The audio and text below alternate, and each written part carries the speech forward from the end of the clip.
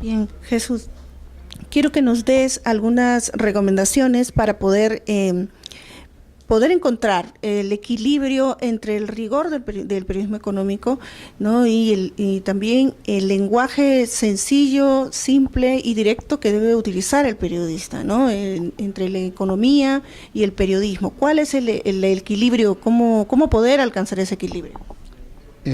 Hay una figura que yo he empezado a observar en los últimos años que creo que nos ayudaría, ¿no? El periodista que se ha formado como periodista en una universidad siempre se ha creído que es un hombre de letras y entonces le tiene miedo a los números. Y entonces para un periodista ir a una sección de economía no es necesariamente el hábitat que buscaba o esperaba trabajar y por lo tanto no le encuentra el encanto a los números o a las cifras o a la economía.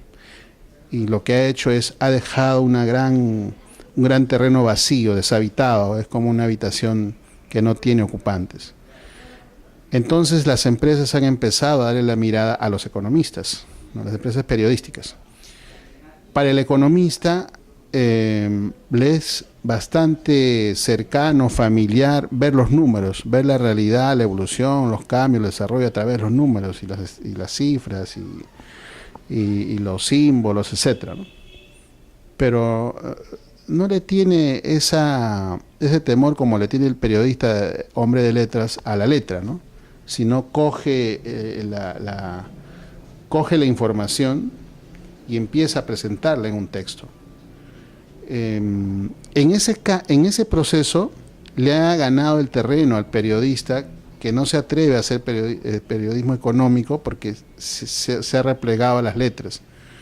Y hoy lo que encontramos en la gran prensa son los editores, en el caso peruano, la mayoría de los editores son economistas que en el camino se han hecho periodistas por el ejercicio de manera empírica en la mayoría de los casos, y en otros han llevado cierta formación muy puntual para manejar la redacción periodística. Y son en menor porcentaje los periodistas formados como periodistas que hacen el periodismo económico, que trabajan en el periodismo económico. Pero los dos están conviviendo en una sección, ¿no? Los dos están en la misma sección. Incluso hay economistas que dirigen medios de comunicación.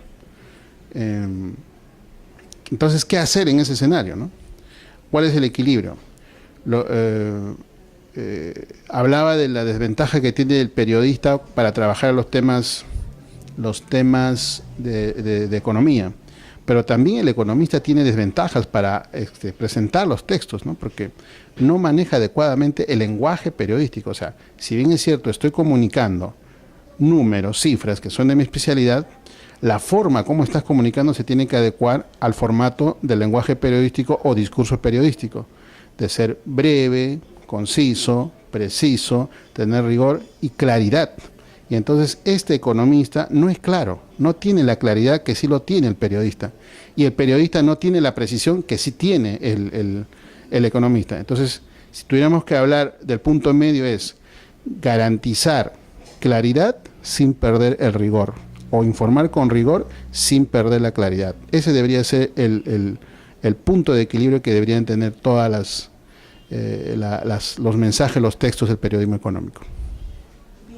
Bien, Jesús, muchas gracias. Te agradecemos mucho por tu tiempo y por darnos esta clase, ¿no? de redacción, de cómo dar a conocer la información económica. Muchas gracias. Gracias a ti. Gracias a ti, importante que estés trabajando este tema, porque en realidad sí se requiere de mucha reflexión en el periodismo económico, porque el periodista por general y los medios de comunicación en general son muy reticentes a recibir críticas o a trabajar las mejoras bajo la autocrítica, ¿no? Yo creo que tu trabajo de investigación va a ser un gran aporte en el sentido en que se está buscando la reflexión, una mirada de análisis y una propuesta además de lo que deberíamos ir evolucionando con el paso de los tiempos y no quedarnos en fotografías pasadas, ¿no? Sino más bien de ir acorde con los tiempos de hoy.